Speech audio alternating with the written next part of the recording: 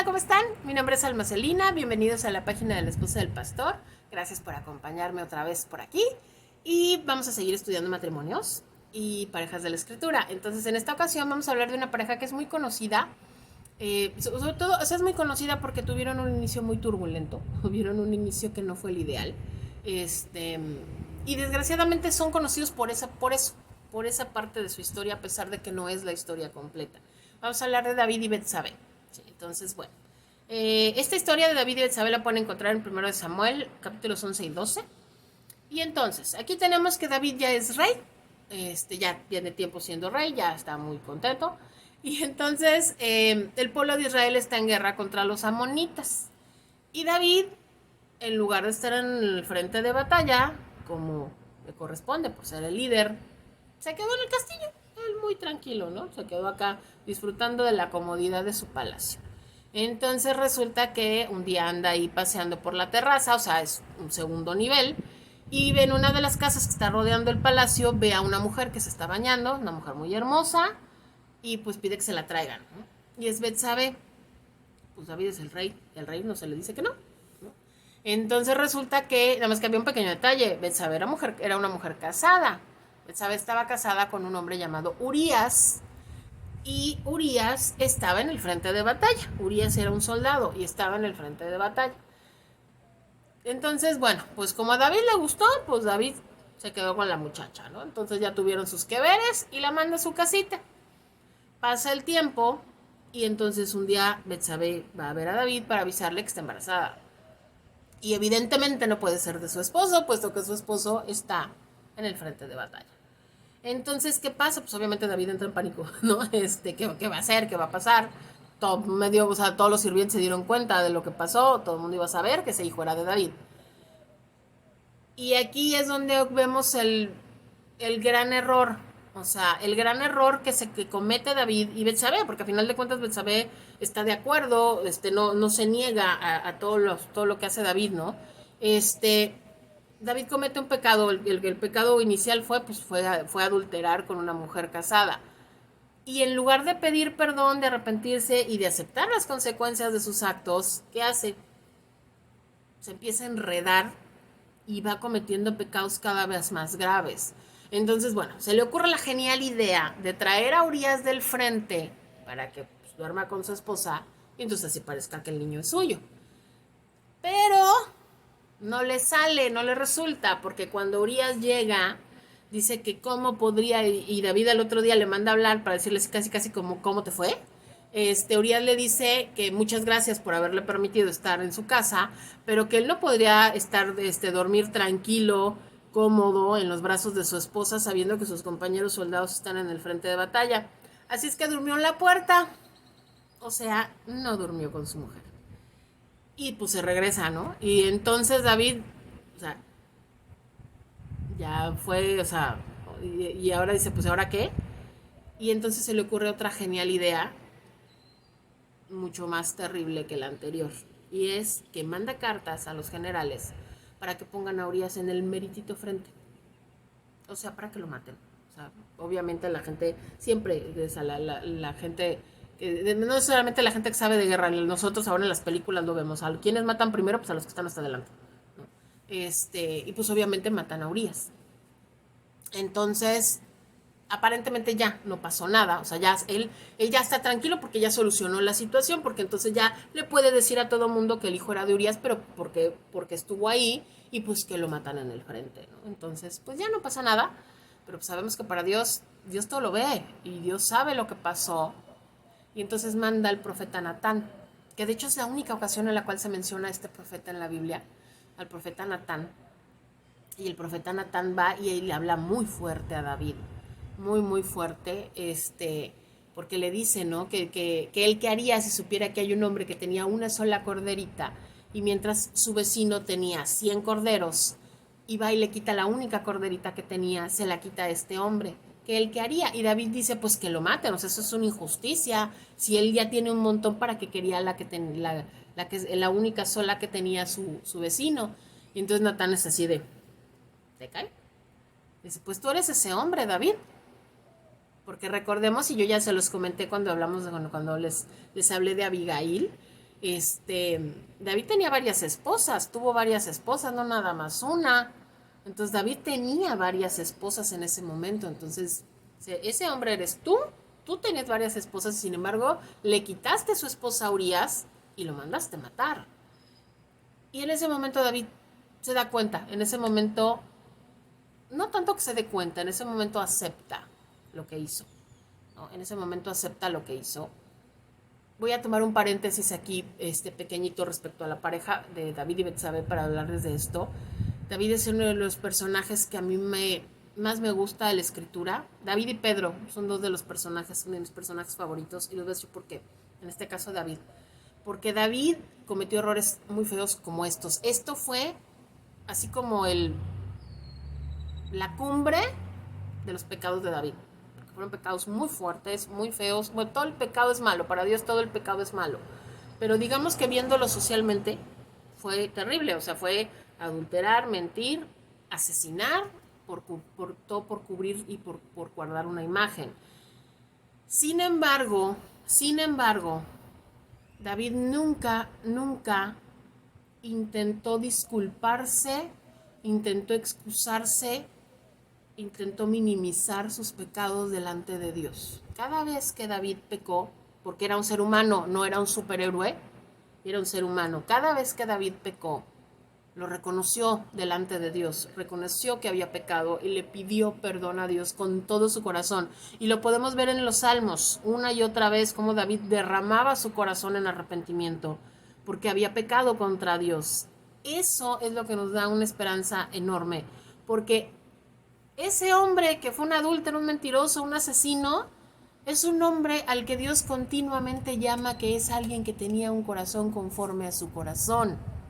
Entonces, si David pudo cometer estas cosas y Dios lo perdonó y lo seguía viendo como su niño especial, tú y yo tenemos toda la esperanza del mundo. Si caemos, si nos equivocamos, si pecamos contra Dios, por más grave que pueda ser el pecado que hayas cometido, si reconoces que pecaste, si te duele en el corazón haber ofendido a Dios, pídele perdón y Él te va a perdonar y te va a perdonar y borra tus pecados. El perdón de Dios borra los pecados. La sangre de Cristo borra los pecados. Si tú ya le entregaste tu vida a Cristo, tus pecados han sido perdonados y vas a seguir siendo la niña de los ojos de Dios. ¿Sí? Entonces, bueno, cierro este paréntesis de David y nos regresamos a la pareja. Entonces, ¿qué pasa? David toma por esposa a Betsabé, ahora sí ya se casa con ella. Les digo, siempre nos quedamos con esa parte, así como de, ay, sí, David y Betsabé adulteraron, y a Betsabé siempre es así como de, ay, la vieja que se le metió por los ojos a David. David fue el metiche, ojo, David fue el que andaba viendo lo que no debía. Y entonces, vaya, en lugar de dejarla sola con todo esto, y a pesar, o sea, de dejarla sola, David, ¿no? Se casa con ella, acepta su pecado delante de Dios, se casa con ella, pero David está muy mal.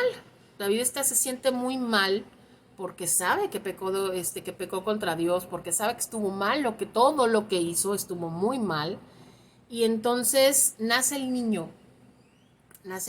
y David se encierra en el tabernáculo. Todavía no había templo, recuerden que todavía no había templo, y se postra así en el piso, ¿no? Pidiéndole perdón a Dios, se cubre en silicio, todo lo que se menciona en la escritura de cómo era toda su actitud de arrepentimiento, ¿no? Y resulta que no come, no bebe, o sea, se siente muy mal.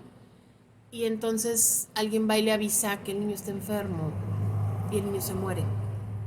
El niño muere a los pocos días de haber nacido. Y cuando el niño muere, David entiende que el Señor ya los perdonó, ¿sí? A un precio, o sea, y también David lo entiende, fue un precio terrible porque fue la vida de un niño, ¿no? La que pagó por todo eso. Recordemos que la Biblia lo dice, el pecado se paga con sangre. El pecado se paga con sangre, por eso antes se hacían sacrificios.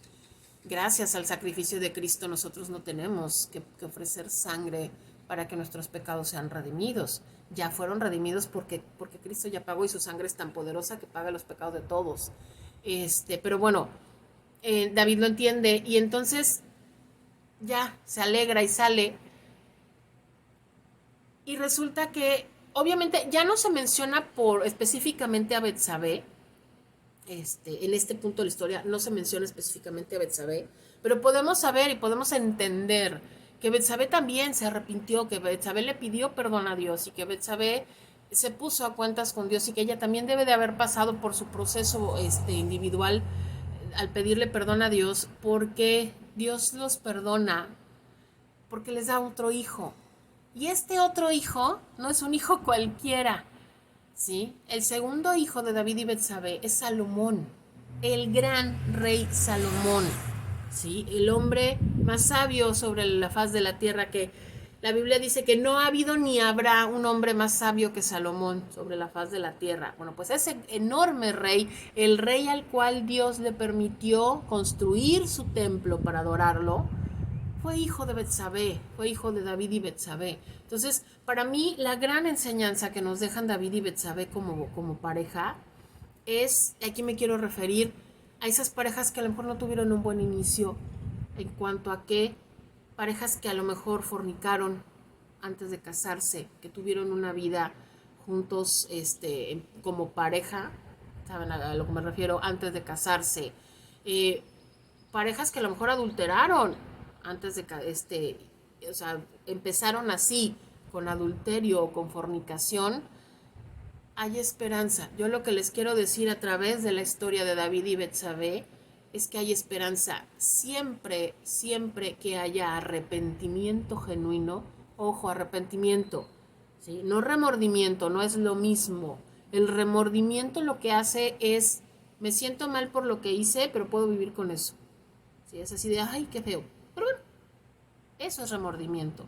Arrepentimiento es detener lo que estoy haciendo, o sea, entender que lo que estoy haciendo está mal, dejar de hacerlo y, ojo, eso porque esa es la figura que representa esa palabra en griego. Me doy la vuelta y camino en sentido contrario. Eso es arrepentimiento. Es no lo voy a volver a hacer, no lo hago otra vez, no voy a volver a cometer este pecado y de verdad no lo hago. Eso es arrepentimiento. Entonces un corazón arrepentido, Dios nunca lo va a echar fuera. Jamás, jamás Dios va a desechar un corazón arrepentido. Entonces, si ustedes tuvieron un mal inicio, si no empezaron a caminar bien delante de Dios en un principio, no permitan que eso marque su matrimonio para siempre. Hay redención en Cristo para las parejas, de manera individual, pero para las parejas también. Acérquense, acérquense a Dios, pídanle perdón a Dios por la manera en la que lo ofendieron, y Dios los perdona. Y Dios los perdona, y no solamente es el perdón de Dios, que es lo principal, obviamente, que es lo principal y que es lo máximo, sino que también Dios los puede usar. Sí, así es. Dios los puede usar para su servicio. No importa que hayan tenido un inicio pecaminoso, no importa. Dios los puede usar.